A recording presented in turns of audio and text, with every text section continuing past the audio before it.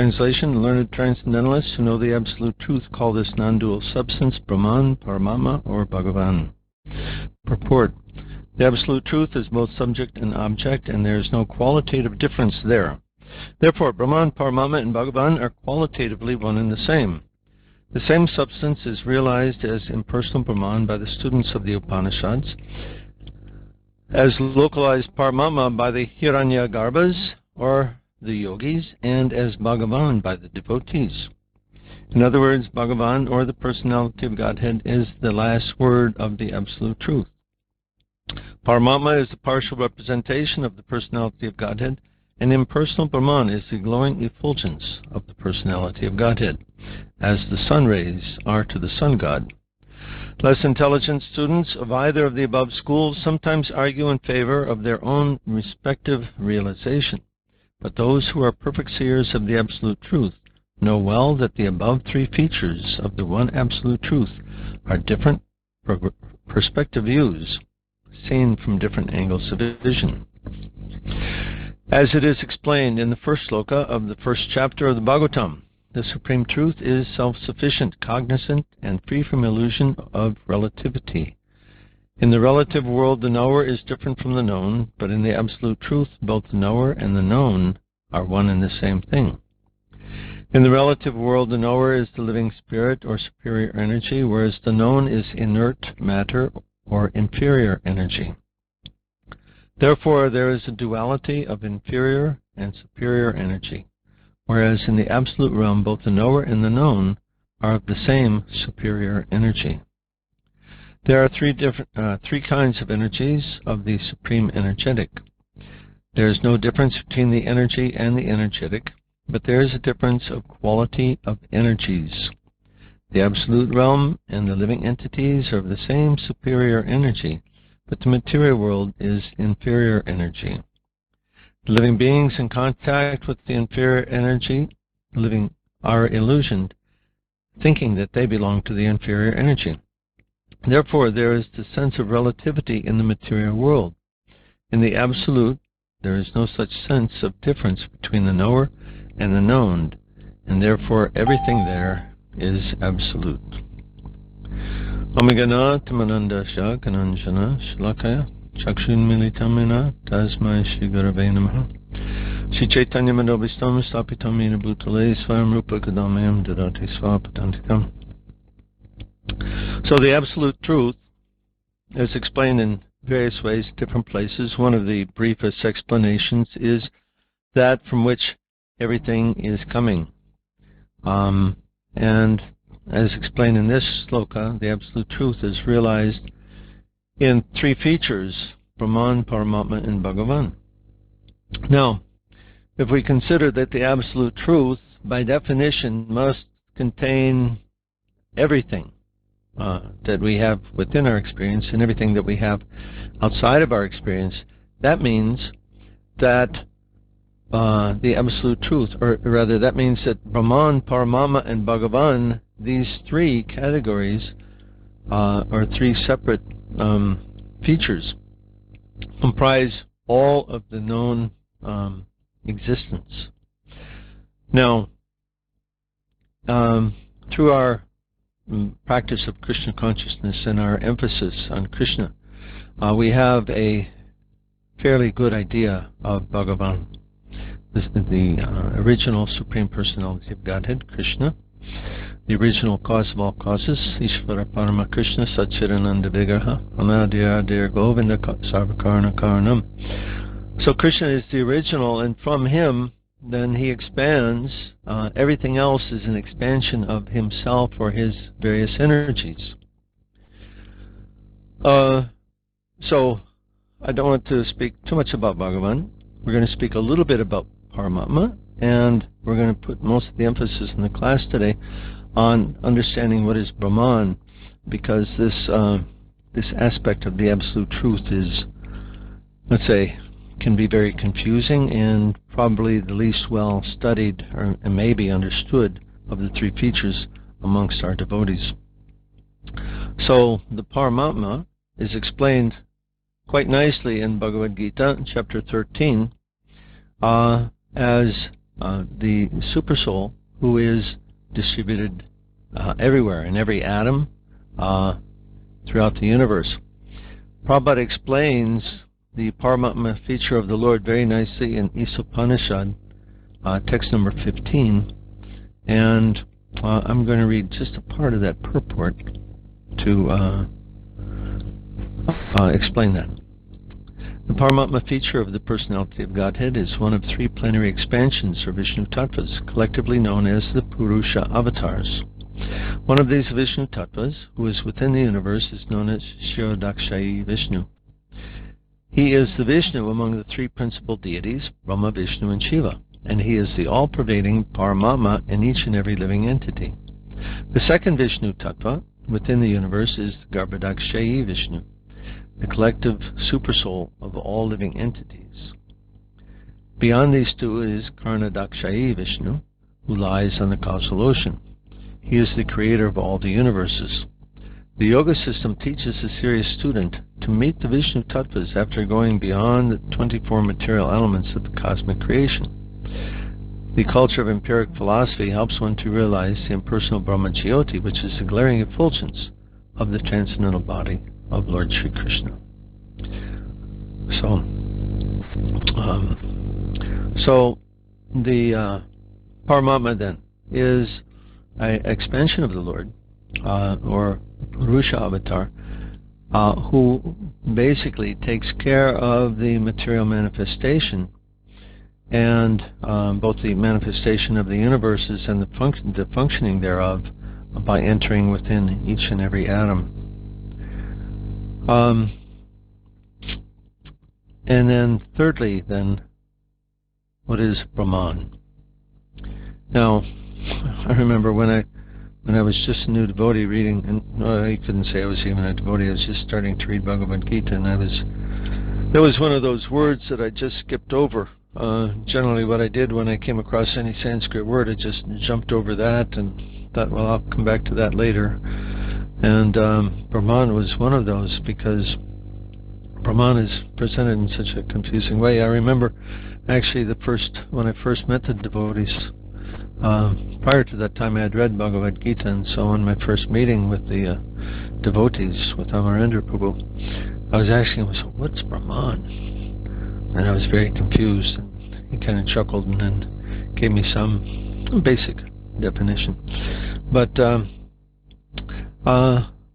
let me just read Sanskrit dictionary. It's interesting. Looking there, it says literally, Brahman means growth, expansion, evolution, development, swelling of the spirit soul.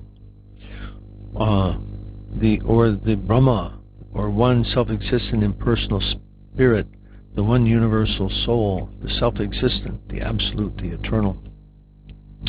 When I was first reading that, I was wondering if, because this is the definition given in the Monier-Williams dictionary, is that where everybody gets this idea of impersonal from, or did it come from somewhere else?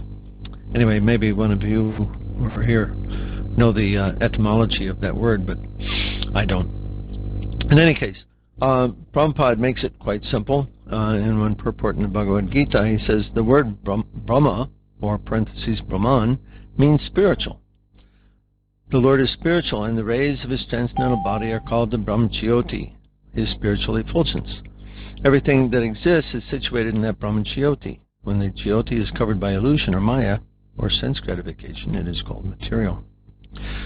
So, what I'd like to do is go through a few of the ways in which Brahman is mentioned in Bhagavad-Gita, and let's have a look at those and see actually what's said there, because we want to try to sort out the confusion. So we're going to begin with Bhagavad-Gita 5:19. Those whose minds are established in sameness and equanimity have already conquered the conditions of birth and death. They are flawless like Brahman, and thus they are already situated in Brahman. That was one of those verses that I would just gloss over and come back to later, because I didn't understand a word of that when I first read it. And then in 8:1, Arjuna inquires from Krishna. He says, "Oh my Lord, O Supreme Person, what is Brahman?" And in the next sloka, Krishna answers, "The indestructible, transcendental living entity is called Brahman." So now we have, and just in 2 slokas, we have Brahman being a state of existence, if you will, and then the transcendental living entity is Brahman. Then we can look and see in Krishna speaks about Brahman being a state in several other places, 8:11.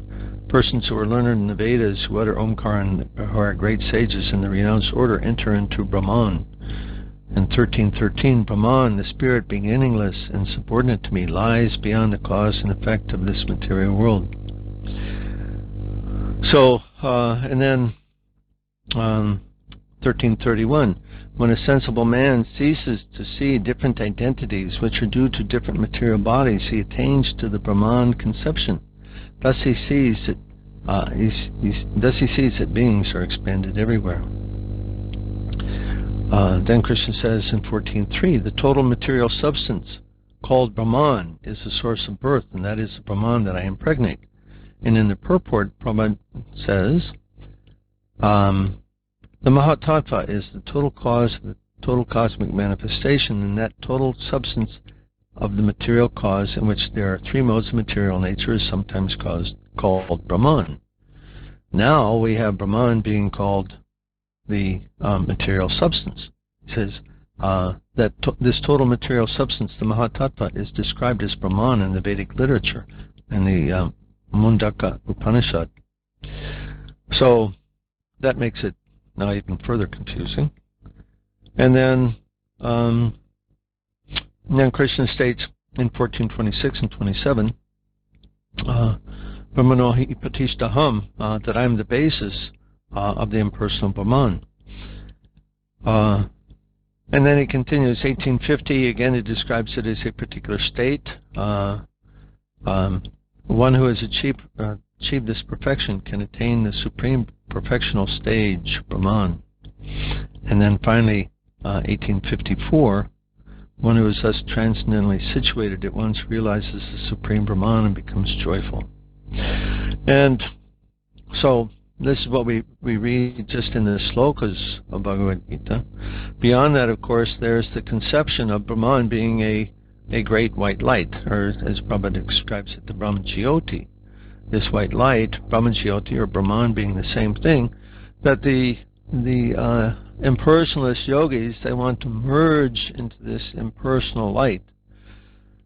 And then we come down even into the New Age category, where everybody thinks it's all one. Now that maybe there's some basis for that in the Vedic literature also, but I'm not familiar with that. So somebody who may be familiar with it can speak to that. But the basic idea is that that everything is all one. That there's no sense of personality, no distinction, of course, because it's just white light. There's no colors, there's no shades, there's no differentiation, and it appears to be one just homogeneous, uniform state of existence. So how do we make sense out of all this? It was just maybe a year ago that I first articulated my understanding of Brahman from reading Prabhupada's books. I was having a conversation with another devotee. We were discussing this, and so I gave my opinion about what it was. And then afterwards I thought, well, I should research that and see really if I'm correct on that or not. And I was actually pleased to find out that I was very close to what I was able to determine after consciously studying the subject. I'm going to next. I'm going to read about some quotes from Prabhupada about the origin of the jiva. Before I do that, why don't I go through and I'll just give you the summary of my understanding of that, and then I'll come back and I'll support it with various quotes from the Shastra. We understand that Krishna, as the Supreme Personality of Godhead, is unlimited, and part of his unlimited feature is that Prabhupada writes that Krishna, he becomes completely aware of his totality, let's say, and then in the next instant Krishna expands himself again beyond that. So there's this almost like a competition between Krishna's realization of his own self and his expansion in further dimensions. So now my understanding is that the jivas, that they emanate from the body of the Supreme Personality of Godhead as particles of Brahman. The Brahman is called the personal bodily effulgence of the Supreme Personality of Godhead. And we know that the jiva in his, let's say, what's it called, infinitesimal state, or his primeval state, the spiritual spark, is as brilliant as many suns. And so these jivas, as they emanate from the body of the Lord, they are what we perceive as the Brahman. Those jivas, they are in a preliminary state of existence where they're, let's say, in this undifferentiated monism. But then after some time, there's a sort of evolution that develops in which the jivas then become aware of a desire to for some differentiation. The jivas then have a choice to either go to the spiritual realm and serve the Lord directly there, or they can choose to go to the material world. Those of us who are here, of course, we've made the choice to enter into the material realm and to experience the material energy in various ways. Once we become satiated or tired of that, then we begin to seek out the meaning of our existence, and we may then be led to an understanding of the impersonal Brahman, in which case then those yogis, they will return to the Brahman again go through that same process, the original process, but come to the point of wanting some differentiation. And then because they, however, this trip, they know nothing about the spiritual realms, Prabhupada writes that they're forced to go back here to the material world. And then finally, after coming to know either the Paramatma or Bhagavan, then the transcendentalist may transfer himself once and for all to the spiritual world. So that was my understanding of it. And so I started to research this, and I was looking at what Prabhupada had written about the origin of the jiva. And so I'm going to read from a few purports there. Prabhupada writes in Bhagavatam 435, chapter 30, text number 5, in the purport, the conclusion is that the origin of all life is the bodily effulgence of the Supreme Personality of Godhead. This is confirmed in the Brahma Samhita, Yasha Prabhavato Jagat Ananda Koti. And then in the Bhagavatam, Canto 8, chapter 12, text number 8, Vishwanath Chakravarti Thakur says that the living entities are representations of the Supreme Personality of Godhead's marginal potency, whereas the various bodies accepted by the living entities are the products of the material energy. Thus, the body is considered material and the soul is considered spiritual. The origin of them both, however, is the same Supreme Personality of Godhead. Everything is born of the Supreme Brahman, from which everything emanates as different energies. And then in the Krishna book, chapter 20, the description the description of autumn, there Prabhupada writes that originally everyone is part and parcel of Brahman. In the Upanishad, it states that, this is text 16 in the purport, the all-pervading feature of the Lord which exists in all circumstances of waking and sleeping as well as in potential states, and from which the Jiva Shakti, the living force, is generated as both conditioned and liberated souls, is known as Brahman. So, it's very clear from these slokas that, here, one more, from Madhya Lila, Chaitanya Charitamrita, as spiritual sparks of the beams emanating from the transcendental body of the Lord, we are all permanently related with Him and equal to Him in quality. So, these quotes from Prabhupada make it very clear that the jivas, yes, are in fact the bodily rays of the Supreme Personality of Godhead. They emanate from Him. And as to the question of the origin, Prabhupada writes in one letter to the devotee, which I'm sorry I don't have a reference for, but Prabhupada writes that the living entity is always with the Supreme Personality of Godhead, just as the Son is with the Father before birth. So this implies that the jivas, we are always with Krishna, but not externally in relationship in Leela, but rather in a, let's say, what we might call suspended state or unmanifest state. And then we later manifest as the personal bodily rays of the Lord, and then go through that process as I was describing. So, once having emanated from the Lord, then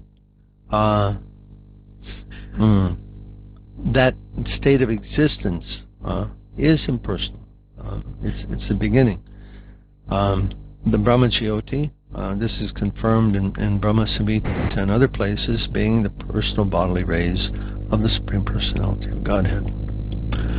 So, now, let's go through the Gita and look and see how these Brahman can at once be both a state as well as a living entity and so on. When Arjuna inquires in chapter 8, text number 1, what is Brahman? Krishna replies, the indestructible transcendental living entity is called Brahman. So, this collection of the jivas who are in their, let's say, initial state in the spiritual sky, they are lighting up the spiritual sky. They are individual jivas. They are not, there's not some merge in which everything is all one. They're still individual, eternal parts and parcels of the Lord, but floating or suspended in the spiritual sky.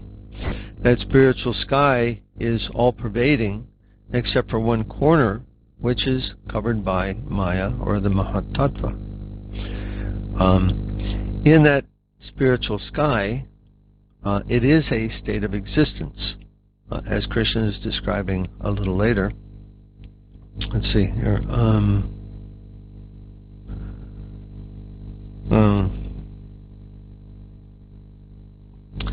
When a sensible 1331, when a sensible man ceases to see different identities which are due to different material bodies, he attains to the Brahman conception. Thus he sees that beings are expanded everywhere. The meaning of this is that one who has attained to the state of Brahman, this means that a jiva who is within the material world now sees everything in terms of spiritual energy. He doesn't see, he sees everything here related to Krishna. He sees the material, so-called material energy is one of Krishna's energies, the impure energy, and he sees the living beings as all equal parts and parcels of the Supreme Personality of Godhead. So he's said then to have attained the Brahman conception, that is, the spiritual conception. As you remember earlier, Prabhupada says Brahman means spiritual. So,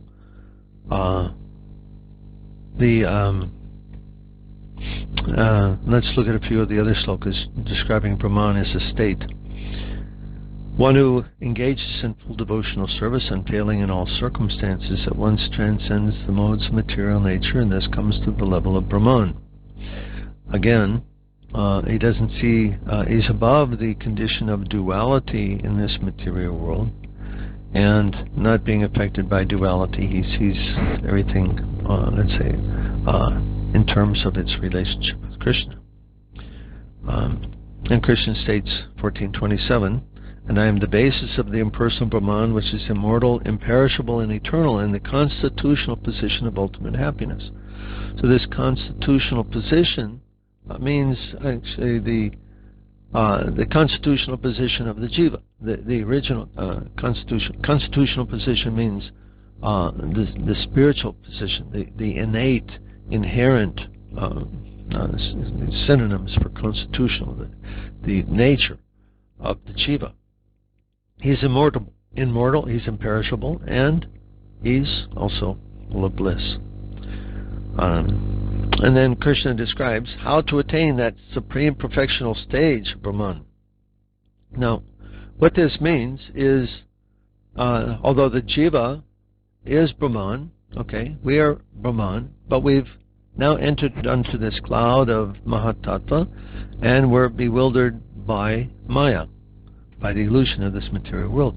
Now, Krishna, in these slokas, he's going to explain how to return back to or how to achieve this transcendental position again, that stage of highest knowledge. And this is 1851 to 53. He states, he gives all the various circumstances that say that basically are concomitant with spiritual progress, that bring us to the transcendental position. Being purified by his intelligence, and controlling the mind with determination, giving up the objects of sense gratification, being freed from attachment and hatred, one who lives in a secluded place, who eats little, who controls his body, mind, and power of speech, who is always in trance and always detached, free from false ego, false strength, false pride, lust, anger, and the acceptance of material things, free from false proprietorship, and peaceful. Such a person is certainly elevated to the position of self-realization, which is described in the next sloka, 1854. One who is thus transcendently situated realizes the Supreme Brahman and becomes joyful. He doesn't lament nor desire to have anything. In that state, he is equally disposed to every living entity, and he attains pure devotional service unto me. So, this description of Brahman is a state of existence in which the jiva, he's now free from the influence of Maya, and he's again transcendentally situated in his constitutional position. So the Brahman then is both the living entity and a state. That state is the original spiritual state, unaffected by the influence of the material energy. And then we have just one other one to look at, which is where Brahman is described as the Mahatattva, or the material energy. Let me see, where is that?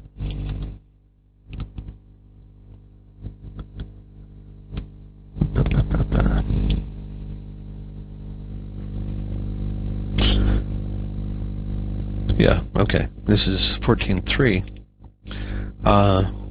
That total material substance, called Brahman, is the source of birth, and it is that Brahman that I impregnate, making possible the births of all the living entities.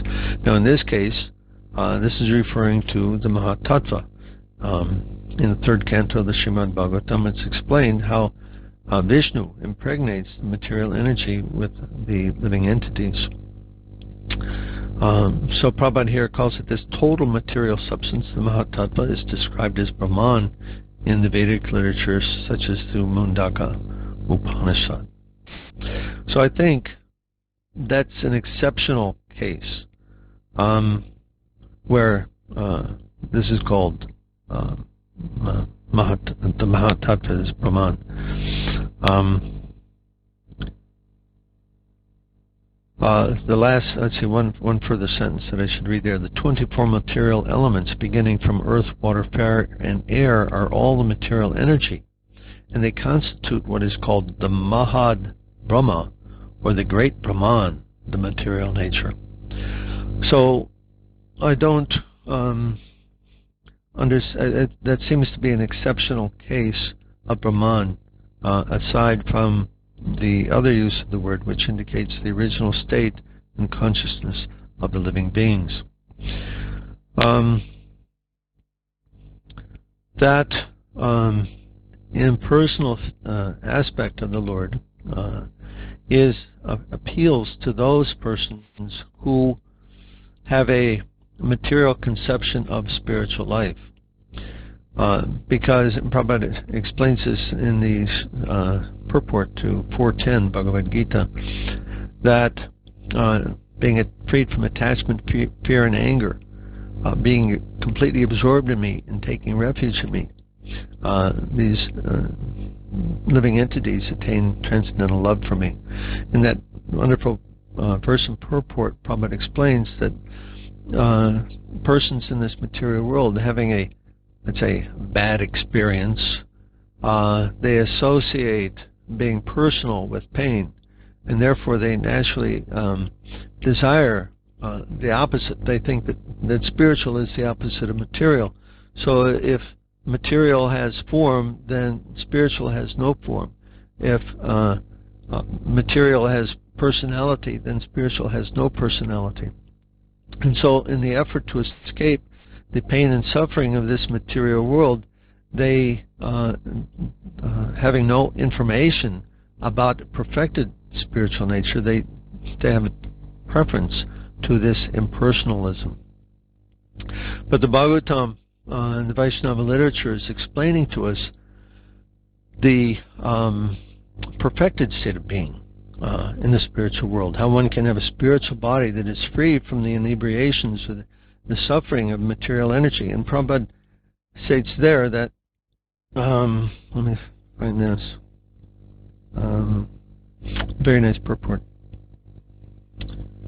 where Prabhupada explains that with purified senses, the devotee experiences unadulterated happiness. Okay, yeah, here. This is from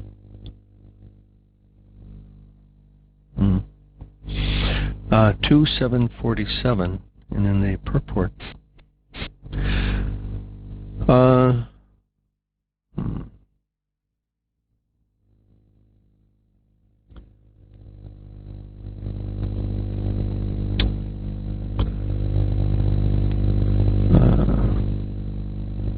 There's when the personality of Godhead is met, the fullness of affection becomes manifested because of the reality of the affectionate relationship.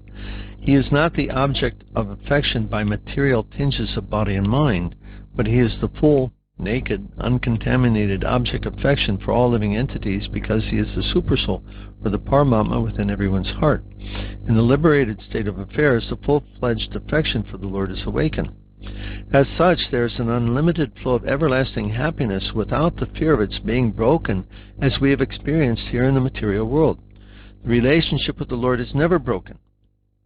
Thus there is no grief and no fear. Such happiness is inexplicable by words, and there can be no attempt to generate such happiness by fruitive activities, by arrangements and sacrifices. We must also know that happiness, unbroken happiness, exchanged with the Supreme Person, the Supreme Personality of Godhead, is described in this verse, transcends the impersonal conception of the Upanishads. In the Upanishads, the description is more or less negation of the material conception of things, but this is not denial of the transcendental senses of the Lord. It doesn't sound right. But this is not denial. Oh yeah, okay. Of the transcendental senses of the Lord. Herein also the same is affirmed in the statements about the material elements. They are all transcendental, free from all contamination and of material identification. Also, the liberated souls are not devoid of senses. Otherwise, there cannot be any reciprocation of unhampered spiritual happiness exchanged between them in spontaneous, unbroken joy. All the senses, both of the Lord and of the devotees, are without material contamination. They are so because they are beyond the material cause and effects, as clearly mentioned herein, Sad Asata Param. The illusory material energy cannot work there, being ashamed before the Lord and His transcendental devotees. In the material world, the sense activities are not without grief, but here it is clearly said that the senses of the Lord and the devotees are without any grief. There is a distinct difference between the material and spiritual senses, and one should understand it without denying the spiritual senses because of a material conception. The senses in the material world are surcharged with material ignorance. In every way, the authorities have recommended purification of the senses from the material conception. In the material world, the senses are manipulated for the individual and personal satisfaction, whereas in the spiritual world, the senses are properly used for the purpose for which they are originally meant, namely the satisfaction of the Supreme Lord. Such sensual activities are natural, and therefore sense gratification there is uninterrupted and unbroken by material contamination, because the senses are spiritually purified. As such, satisfaction of the senses is equally shared by the transcendental reciprocators. Since the activities are unlimited and constantly increasing, there is no scope for material attempts or artificial arrangements. Such happiness of transcendental quality is called Brahma Sokyam, which will be clearly described in the 5th canto. And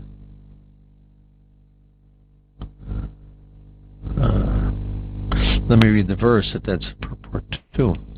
What is realized as the absolute Brahman is full of unlimited bliss without grief. That is certainly the ultimate phase of the Supreme Enjoyer, the Personality of Godhead. He is eternally void of all disturbances and fearless. He is complete consciousness as opposed to matter.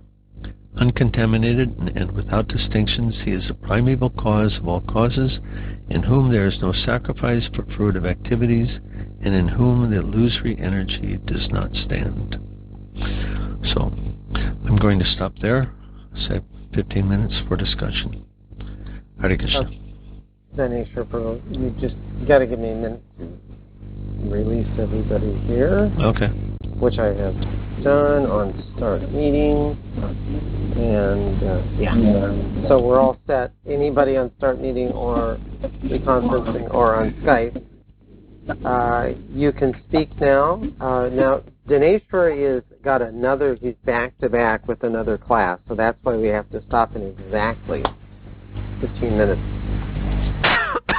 So, Rose, if there was anything anybody would like to speak about this wonderful, very, very important verse. I would like to just add a little balance, or maybe broaden the topic of the origin of the jiva, because there's essentially three sides to the three positions, at least that I can observe.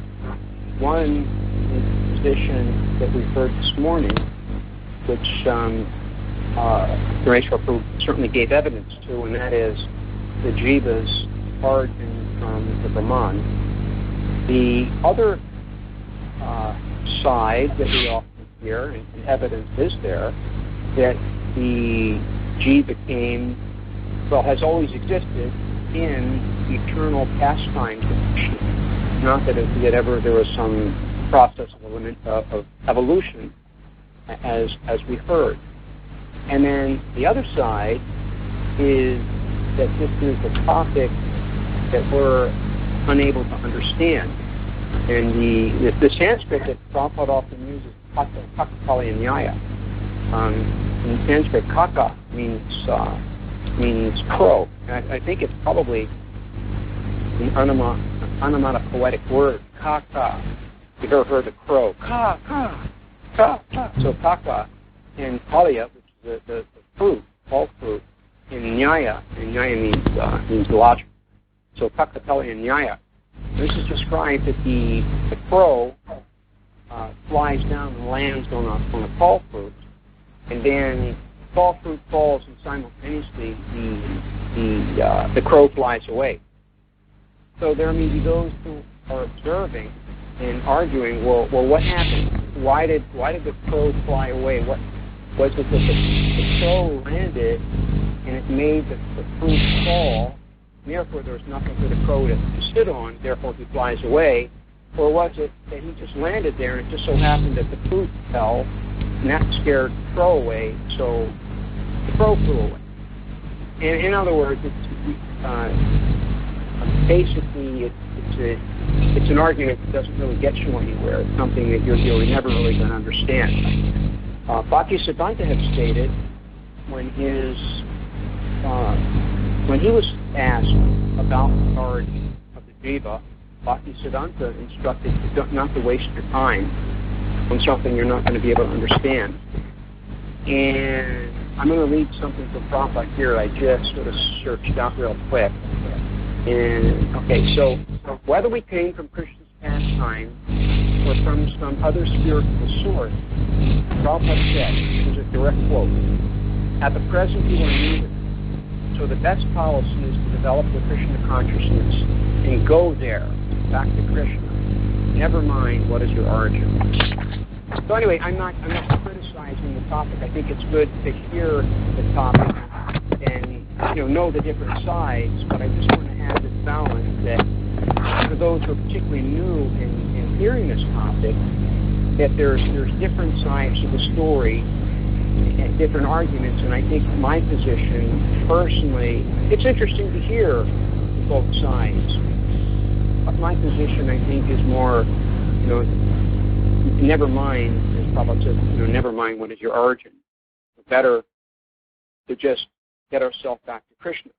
Example sometimes given, if a man is drowning in the ocean and a boat comes up to rescue him, he should be more concerned not about how did he get there, where did the boat come from. Just get up on that boat and not worry about how you got there, because you're not going to be able to understand it at the moment. It's too traumatic.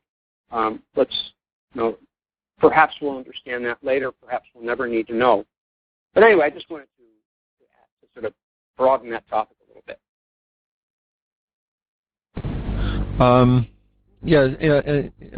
In the discussion of the origin of the jiva, yes, it's exactly as you state. Prabhupada did say equivocal things, but my class was not to talk specifically about the origin of the jiva, but to reconcile the statements of the Bhagavad-Gita as to what is the Brahman, how is the living entity Brahman, because many people, they have this conception that the Brahman is not the jiva, that the Brahman is a state of God.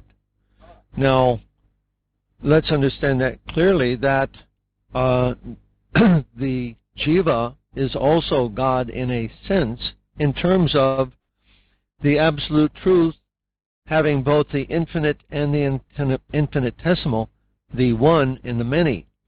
So Krishna, he is the infinite one, and the jivas are the infinitesimal many.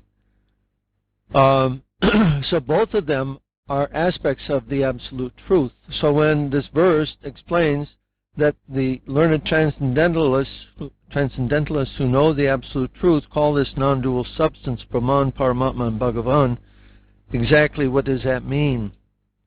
So that's what I was speaking to, more than the origin of the jiva. Of course, it can't avoid touching on that, but that's another, because of Prabhupada's equivocal statements on that. That's another long discussion that it's been going on for decades, and the GBC, they resolved it with a specific law. I don't know if they called it a law or what, but anyway, the GBC has a position on that. Okay, something else? I had a nice verse I was thinking of. One second, Madan. There's a lot of static on the line, feedback. I got an echo. I don't know if you can do anything Ramananda. But the verse I was going to quote was Bhagavatam 4:30-20 that says, always engaged in activities of devotional service, devotees feel ever increasingly fresh and new in all their activities. The all-knower, the super soul within the heart of the devotee, makes everything increasingly fresh. This is known as the Brahma position by the advocates of the Absolute Truth. Such a liberated stage, Brahma Bhuta, one is never bewildered, nor does one lament or become unnecessarily jubilant.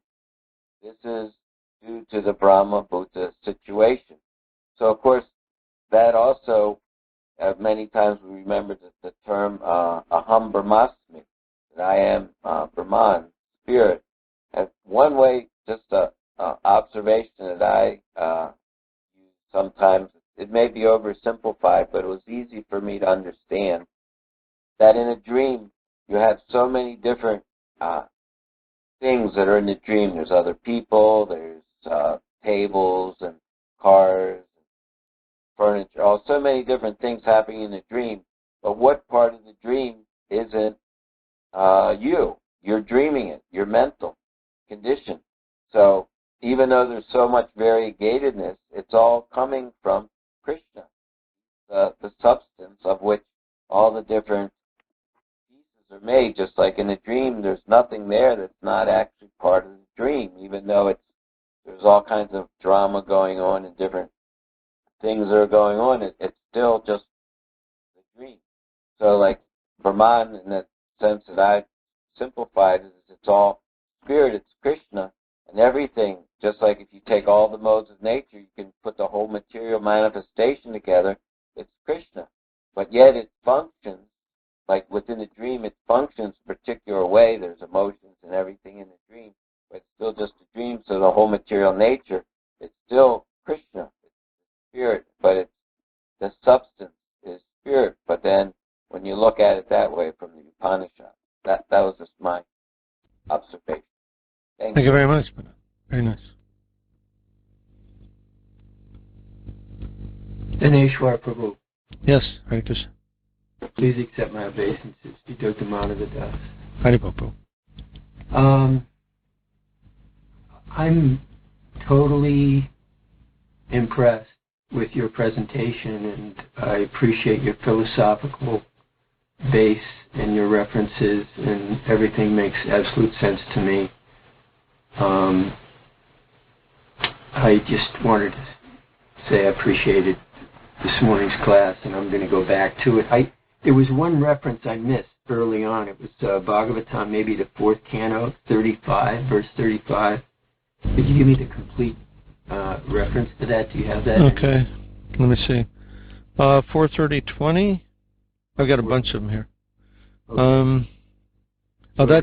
That's what Madan read. Bhaktivinoda Thakur in Jivadharma, he does a lot of, he touches on this subject also. And, there's many references. Even I found, maybe it's in the description of Autumn, but Prabhupada says the Brahmajyoti is filled with living entities. It's made up of living jivas. And but Bhaktivinoda Thakur in Jivadharma is very clear on, Mahavishnu populating the Mahatattva. Right. The jivas are coming from him, the ones that are here. And, we can ignore these things or, try to appreciate them, aside from, some decree, that whatever, some opposition to it. So, well, let me, in that regard, as far as Mahavishnu populating the Mahatattva, I take it that is the living entities at the end of the last creation, when they're wound up at the end of Brahma's life. Everything is returned into the body of Mahavishnu, and then when he again exhales, everything comes out again. So So Mahavishnu's impregnating the Mahatattva with the jivas. That's those jivas who are left from the previous manifestation. Okay. Not that they have their origin there. Now, one other thing that Bhaktivinoda Thakur writes to in Jaiva Dharma is that the jiva is born from the Tatastha Shakti. Now, I don't want to get, of course we're out of time, I don't have time to get into that, and I didn't want to get into that because I'm not really clear on that part. I haven't studied it, but he makes several references to that, and exactly, how that works. I have some speculation, but I don't want to muddy the water with my speculation. Anyway, it was really a nice class. It was well, it was very nice. Thank you. Thank you. I thought after you said that first two sentences that you were going to say, then, but. You didn't say any but. Thank you. I want to clarify, Prabhu, I also very much enjoyed the class and appreciated it. I just for the sake of particularly our newer listeners, I just wanted to broaden that point a little bit, because I know you touched on something that, which admittedly is a very, sort of a controversial subject, and I just wanted to broaden so they knew that there's different. You're not always going to hear one position on this, and quite frankly, I don't really have a position on it.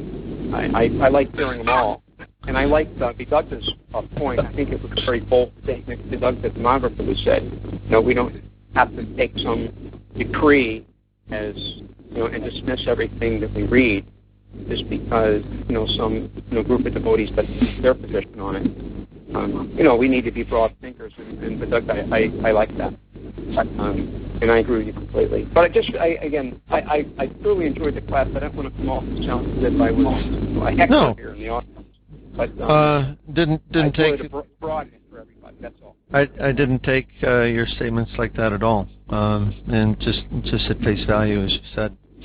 Anyway, I'm really sorry that I have to go. I'd love to be able to stay and discuss this in more detail with all of you.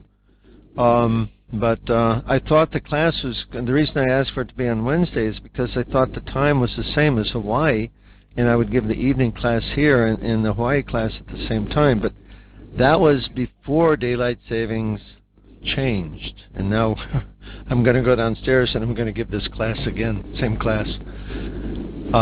So maybe you want to stay on the call and continue without me. Certainly welcome to do that. Anyway, thank you for your association. I hope to have the pleasure of associating with you all again. Thank you, Prabhu. Thank Lovely you. class. Hi, Haribol. Nice hearing from you. Hare Krishna.